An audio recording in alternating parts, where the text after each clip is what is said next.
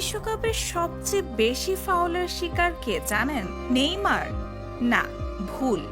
অবাক করা হলেও সত্য। এই তালিকার শীর্ষে নেই ব্রাজিলিয়ান সুপারস্টার নেইমার, এমনকি সেরা চারেও নেই তার। 2018 রাশিয়া বিশ্বকাপে নেইমারের পড়ে যাওয়া নিয়ে তুমুল সমালোচনা হয়েছিল। অনেকেই বলেছিলেন হালকা স্পর্শেই তিনি নাটক করতেন।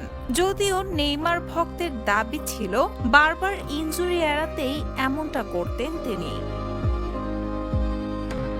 কিন্তু বিশ্বকাপের পরিসংখ্যান বলছে ভিন্ন গল্প। বিশ্বকাপ ইতিহাসে সবচেয়ে বেশি 152 বার ফাউলের শিকার হয়েছেন আর্জেন্টাইন কিংবদন্তি ডিয়েগো ম্যারাডোনা।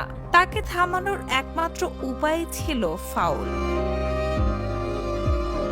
দ্বিতীয় স্থানে আছেন লিওনেল মেসি, তার উপর ফাউল হয়েছে 95 বার। তৃতীয় স্থানে ব্রাজিলের জার্জিনহো 64 বার। চতুর্থ স্থানে ক্রিশ্চিয়ানো রোনালদো, যার উপর ফাউল হয়েছে 63 বার। আর বহু আলোচিত নেইমার আছেন পঞ্চম স্থানে, তার উপর ফাউল হয়েছে মাত্র 61 বার।